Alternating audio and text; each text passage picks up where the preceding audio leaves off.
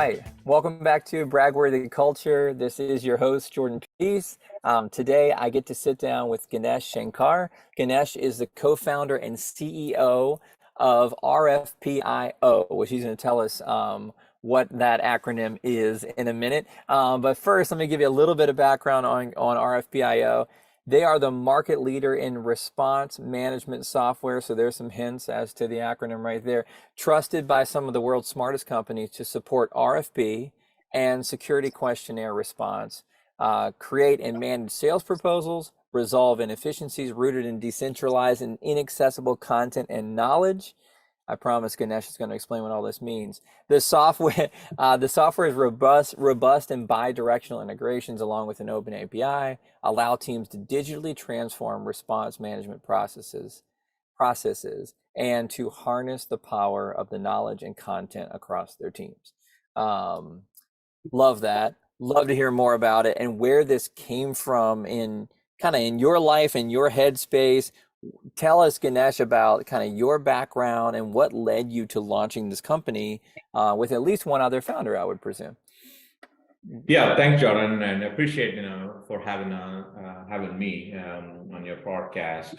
Heard some of your previous recordings. It sounded fantastic. So I'm really honored to be on this session. So happy to share what we do and how we do, and how we ended up doing certain things. The first question, what does RFPIO stands for? RFPIO stands for Request for Proposal Input and Output. So as simple as it is. So, the second question is, this company is formed by three founders. It's not two, three of us started this company, Sundar, Shankar, and myself. I have said this before in other meetings. We don't have a cool garage story like Apple or Google, or a dorm room story like Facebook or Snapchat, where people, when in the same dorm room, the idea became a product and became a market. It's not the case for us. It is true fact that the three of us used to work for same company in our prior life, helping our sales teams to win deals. Essentially, I was a product manager. My current CTO, Sundar, was the engineering manager, and Shankar, my current COO, was the implementation manager there. So you can call us as a subject matter experts when it comes to product engineering and implementation. So sales team will always lean on us to say, hey Ganesh, this customer is asking for these roadmap question. Hey Sundar, customer is asking for technology question, because while they are evaluating, they want to make sure the security is top notch. Shankar, what is the implementation plan? How do we implement the software at our client side? Those are questions. Sales team will say, okay, we will handle anything to do with pricing, right? They will handle pricing related questions, and they will pass on some of the other information the customer is asking to subject matter experts like us. So I estimated close to about 30% of my time, more than 30% to be honest, was spent on sales support activities to help my sales team to win deals, participate in those bids, and submit those proposals. So that is, again, if you look into it, right, as a product manager, my primary job is not proposal building. My primary job is product management, right? So helping my sales team became a necessary thing that I cannot say no, but at the same time, it kind of became a hindrance for my primary job, which is product management. So it kind of became a problematic situation when most of my weekends were ruined because I helped my sales team to win some deals. On top of it, I have to work on my own primary job thing. So we actually looked in the market to see if there are any application that could help us solve this problem. So that's when we realized there are not a lot of solutions. So we decided to take the reins on our own hand. 6.5 years now, the rest is history. How about that? That's great. I'm taking a few notes here, but yeah, so essentially, not to summarize too much, but you were a product manager spending 30+% of your time building RFPs, which is not your job. Yeah. And I imagine that was that is and was and probably still is for many who have not found your solution yet, a pretty common problem, right? Yes, it is. Yeah.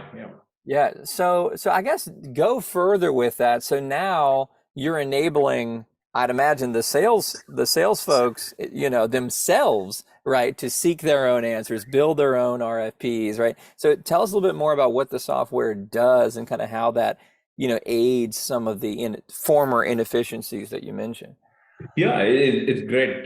You bring up the topic, John. So in fact, when you said about RFPIO's introduction, you mentioned the word response processes. So I'll come Mm-hmm. to that. Keep that in mind for a minute. Mm. So yes, we are RFPIO. You will see RFP in our name. In our a lot of our use cases that tells we are solving RFPU. That is what we actually initially formed the company for. What happened Right. is along the way, what we've realized is especially working with large scale enterprise companies, like we now have almost 15 plus Fortune 100 companies using RFPIO.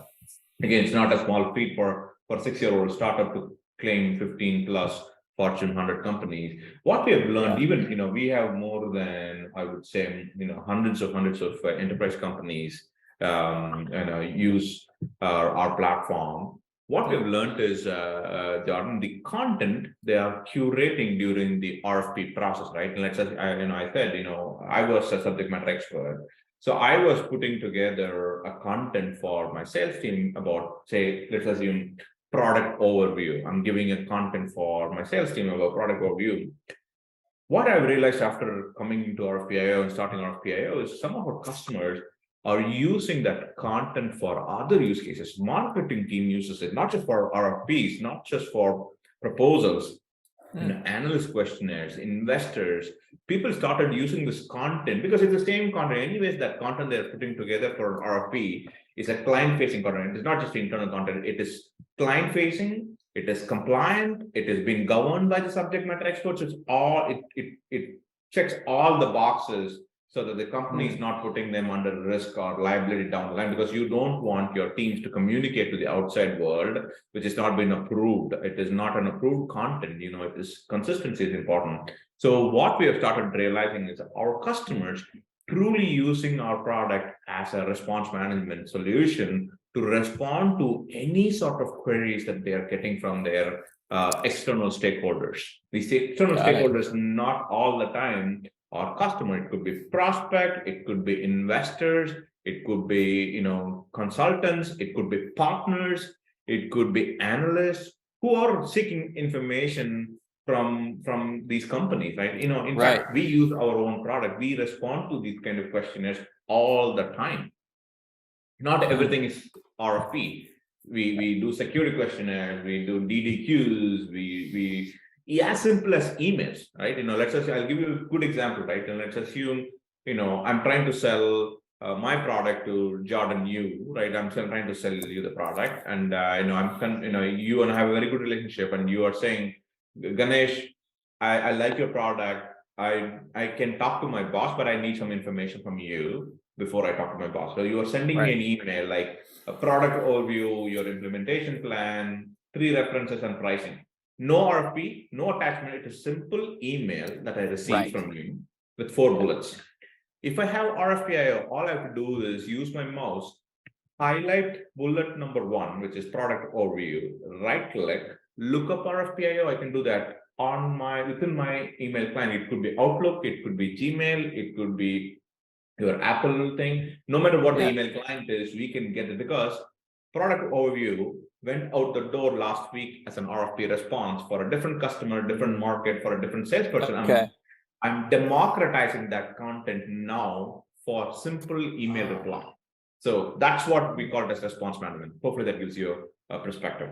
Yeah, that's really helpful. And I see a ton of implications just within my own company and with my own life where I'm just like, where is that thing? And I wish I didn't have Yeah. to go to the drive and search around in different folders and, Yeah. send a text to my EA and go, do you know where this thing is? Like, but yeah, just Exactly. start typing and boom, there it is because someone else with a similar job Yes. title as me just had this same question to ask recently and Correct. I get to kind of borrow from the work that they just did, which is big time Exactly. saver and Yep. frustration saver as well. And I think what I also took away was that it's also approved and compliant. So it's not just, Any content, necessarily yeah. that somebody went rogue and created a sales deck and sent it, and now everyone's sending it, right? But it's actually protecting against that by making sure it's checking against the database that, hey, this is something that's actually been approved, right? Yeah, in fact, very Yeah, recently, one of our customers were talking. I'll keep it very brief here.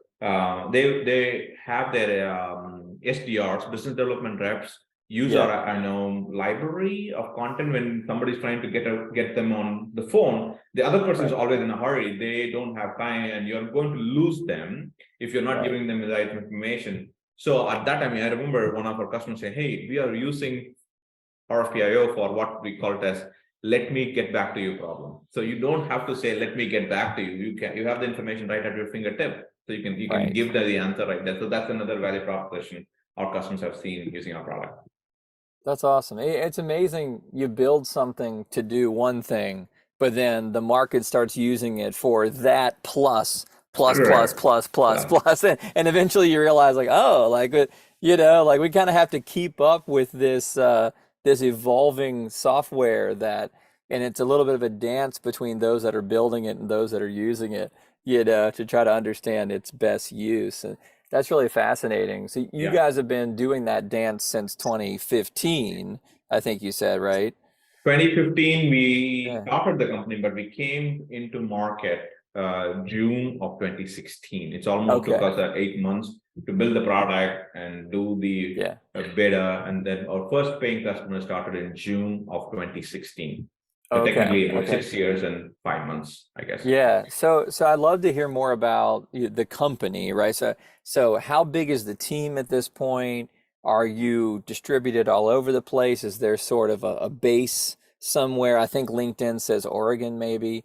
But like, yeah, I'd just love to hear about kind of that journey over the last, I mean, gosh, 7 years practically at this point. Yeah, yeah, happy to give you some context there, Jordan. So Yeah. we are a global company. We do have, in teams in 3 different continents. We Okay. have a pretty solid team in India, which is Asia. We have a small team in Europe. We have in North America as well. So our headquarters is in Portland, which is where a majority of the employees are there. But we also have in 2021, we acquired another business called RFP 360 out in Kansas. So we have a decent sized team and office in Kansas. I Oh, personally is based out of Frisco, Texas. So okay. so that's how we I think what my last update we are in more than 20 different states in the Okay. states having Wow. employees as per the HR record. So we are truly distributed in within the country and as well as globally we are distributed as well. That's great. How And big has the team grown since 2015? 2016 January, I was one, and even my One. co-founders did not come. So Okay. today, I think we are clocking around 450, Okay. Wow. 450 employees. Yeah. Yeah. When did you sit down and write the values that we can find on your website? Because I looked at, get it done, which I love, be agile and nimble, give time back, which has an interesting tie to my company that maybe we can talk about if we have time. See something, say something, and don't mess with customers. So I'm curious as like when in the process of your co-founders came in, maybe a few more employees came in, and when did you realize like, we should probably have some clearly stated values here because I know it's not day one when it's just you, right? Yeah. Typing away at your keyboard, right? Yeah, it is true, John. There is a reason. Even if you look at it, a lot of most of times you might hear the single words as values: innovation, leadership. Yeah. We intentionally kept it as phrases, and it should Hmm. invoke an action. The ideal, value is if I read it, it should be self-explanatory, and it should do something inside. That is all. So again, going back to when did we start? Again, I say this in every meeting. This is not, bunch of executives came inside a conference room, picked their notepad and wrote some cool ideas and became a poster idea. It was not the case at all. This Okay. 5 values we kind of summarized in 2019, though company started in 2015 and came to 2016. 3 years, we look back, okay, what are the things that we really enjoy doing things? What are the things we really value? What are the things we cherish? In fact, the get it done, actually it was not get it done. Even if you go to our Portland office, we still have old mugs. It used to be GT triple D. It used to be GT triple D. What does that GT triple D mean? Get the damn deal done. So that's how it was. So that's how we operated so quick. And then in 2019, we wanted to formalize it. We said, no, this is not just about sale. A deal same sound like, it should not be the case. It should be the attitude of the company to move quick and fast and, not to be a blocker, not to pass on the baton, not to slack on anything. So that is the genesis of how we came to get it done attitude, or we even have a pretty solid hashtag within our Slack community on get it done. Right. The second value is S4. S4 stands for see something, say something, like you mentioned. It came out of my my personal experience of I came to the States in 2011. I landed in Seattle for the first time, and it was and everything was new. But one thing constantly I kept hearing at the airport was on the PA, they were announcing, hey, if you see an unattended bag, say it. If you see something, say something. Probably it's after 9/11 incident, this became more prevalent. But it kind of caught my attention. It stuck onto my brain and said, why only at the airport? It should be every company. It should be anything that we do in the company. Because today, like I said, we have more 450 employees. Imagine the brain power that we have, right? Not just do your own thing and move on. It's not about that. Right. We even keep it simple. If you walk into the pantry, and if you don't find enough tissue papers, you see something and say it to the right person. Right. They have the right to say no, and our office manager can say, no, I'm not going to order tissue papers because you guys are, anytime when you walk into the pantry, you guys are eating papers. I'm not going to order it. That's their responsibility. Right. They can say anything that they want, but it is your RFPIO citizens' responsibility is to say it. If they see something, say it. So gives the opportunity for other person to correct it or address it, or even acknowledging it. It became so much so. So that is one. And next one is giving back time. Give back time is so much important. John, I know you said there's a connection to your company. Every technology company today, they are going to say giving back time, and by creating efficiency, by automation. We are going to do the same thing. How can I take it even further? So we follow it very rigorously in our meetings. So we don't go over meetings. We if we can give 2 minutes of time back, it doesn't matter. Even a minute of a time back to my employees, it doesn't matter what they do with them. They can spend it with their family, they can spend it professionally, they can spend it with their pet. I don't mind, because I expect that for me. I expect that time to be spent with my family. I expect my time to prepare for my next meeting. I expect that time to be professional development. It doesn't matter. It's our important matter is we have to give back time to customers, investors, employees, partners. So that is our mantra. And the fourth value is BAN. BAN stands for be agile and nimble. These values actually came from our customers. They said we have never worked with a provider like who's so nimble and quick and fast. Please don't ever lose that agility. That kind of stuck onto our brain and said, no matter how big we grow, how wide we go, we should not lose the nimbleness and agility that we have. So that's why Be Agile and Nimble came.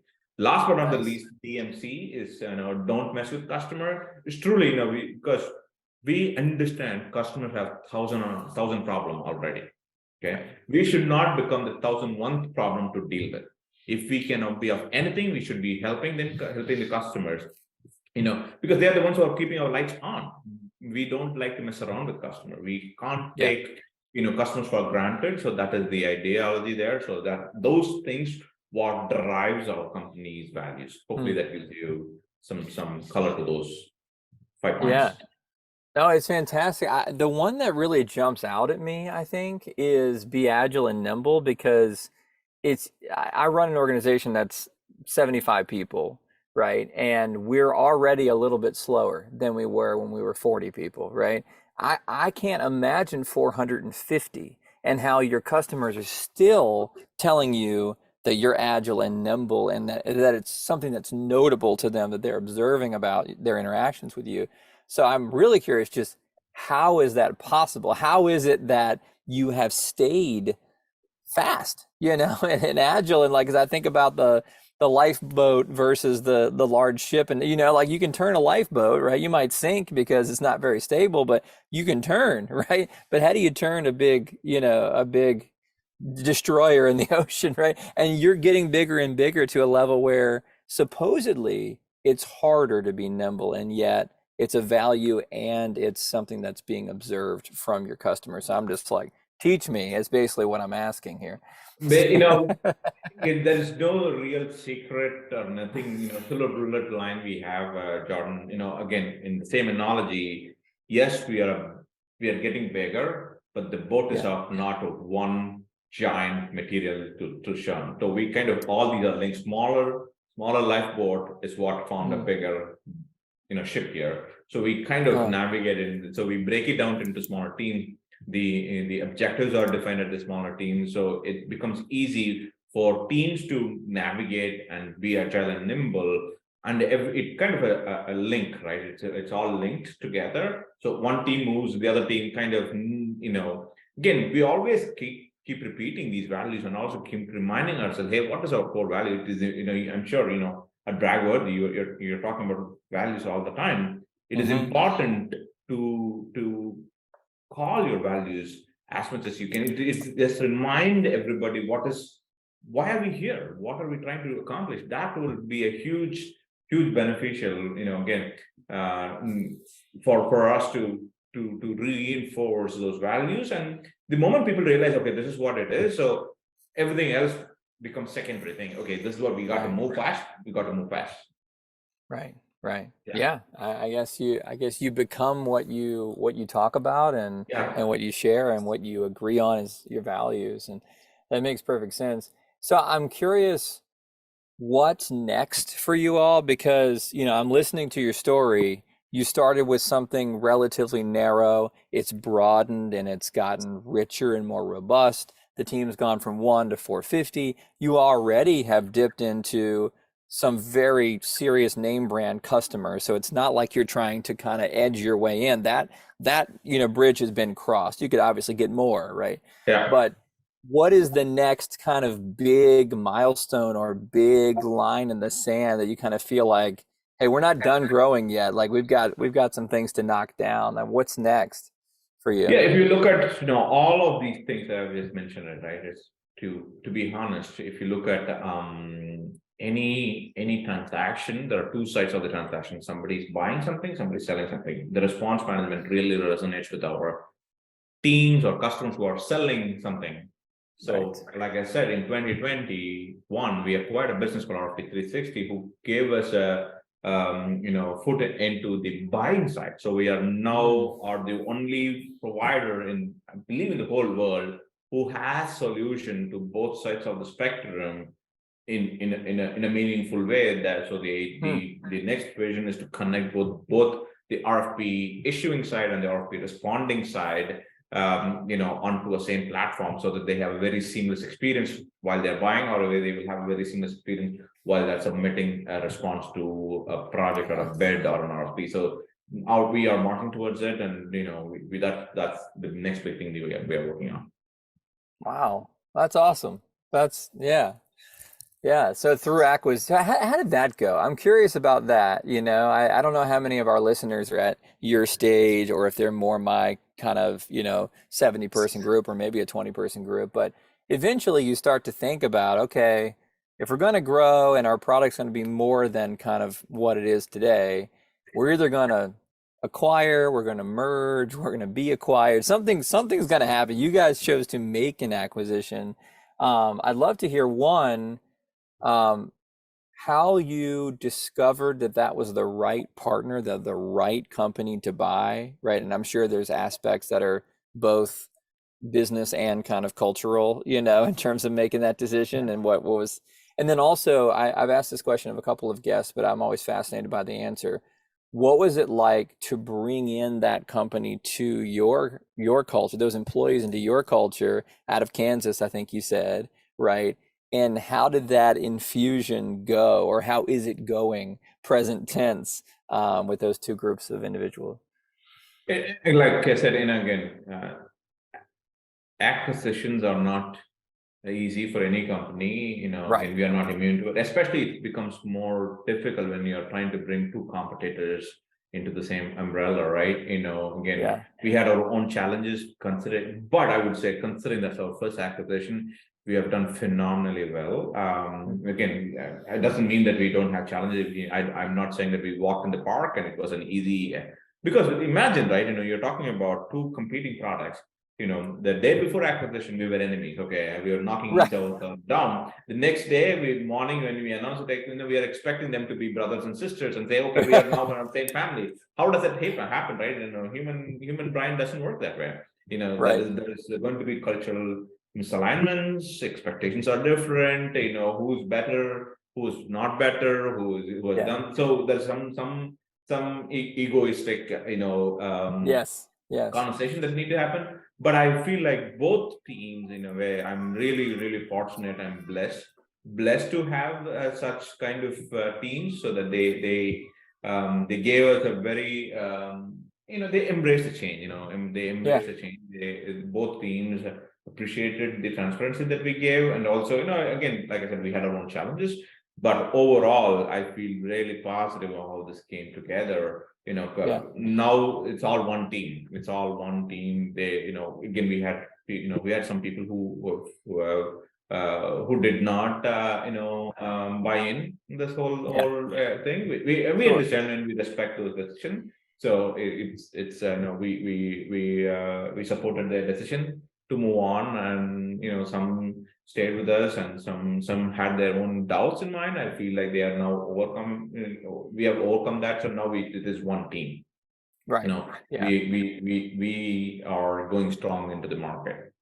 That's great. How long ago was that acquisition? We finished acquisition in June of 2021, so it's almost 1 year, 1.5 years now.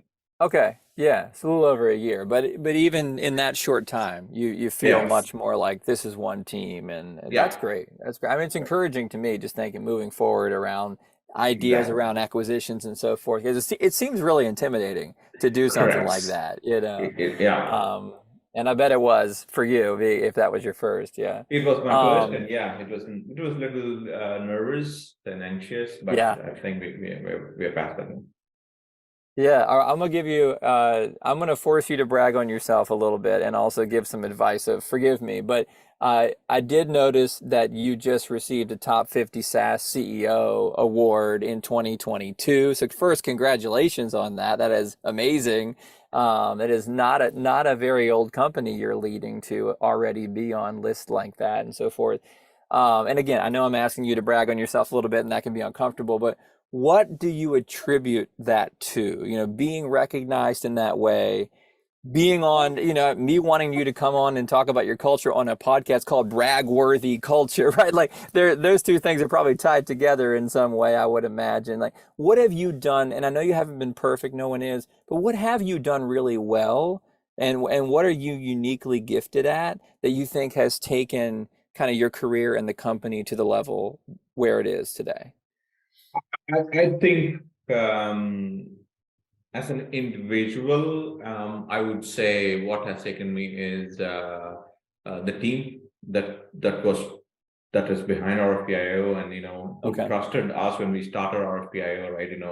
If you look at it, three co-founders, that itself is a good sign. When I say good sign, and these three co-founders are not childhood friends or friends, when they work together in a company. And you imagine how many employees can you go rework again if you work in the past, and if you Right. don't have any pleasant experience, if you don't have the respect, it is highly unlikely you will work with them again, especially in a startup. A startup is like a marriage, right? Right. You have to have partners. So that itself tells me people, between the three of us, on the initial course of people who came to work with us, just because we are not paymasters, we did not pay them a whole ton of money. We Right. only, shared our vision, and they joined us. Again, they had their choices, but still decided to join the. I feel that is, as an individual, you know, being open, being, I would say, original, being, genuine in your efforts. Hmm. I really feel, proud of myself being very, very,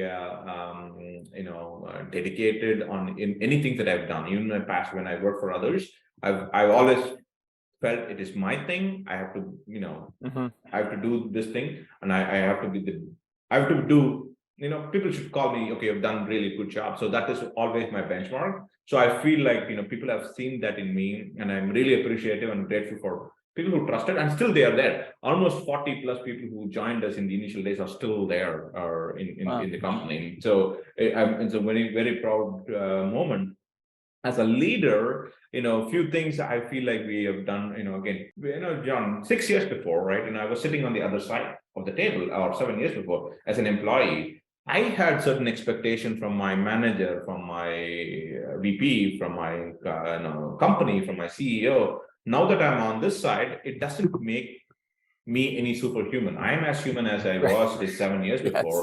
So it's only fair for my employees to expect what I was expecting as an employee. Mm. However, what I realized, and I've terribly failed, is trying to make sure everybody is happy. That is not a possibility. I don't think you can make everyone happy. Yeah. So two things I'll make sure when we make a decision. One is this fair, and is this equitable? Those are the Mm. decision things that we keep in mind when we make a decision. I personally make those points in my mind, and knowing, yes, not always I can keep everybody happy. So 80% of people, or majority of the people, are impacted, and if they are happy, then I'll call it a win. I can't make everybody happy. So those Yeah. fairness and equitable is another key personal values that I will keep in mind.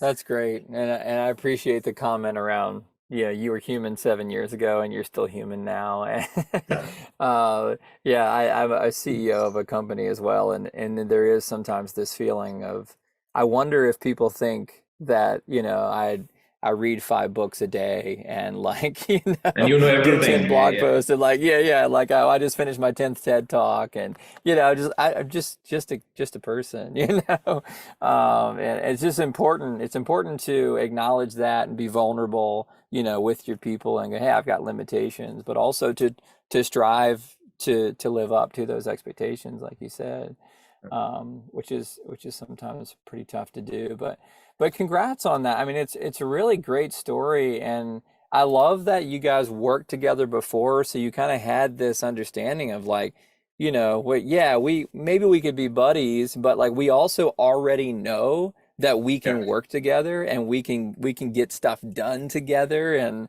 maybe have to some extent cut your teeth similarly with the Yeah. one company. And yeah, I feel like that just gives you a really big leg up, so that's a cool part of the story as well. But thank you for taking the time, Yeah. today, to share your story, to share a little about your company, your values. It does sound like a great place to work, a place that people that are motivated and quick and want to get a lot done in one day and really want to, like, that type of aggressive personality would really thrive there. And yeah, it just seems like a whole lot of fun. So I really Yeah. appreciate it, Ganesh. Thank you so much for being here. As I said today, your story, and I'm sure our listeners did too.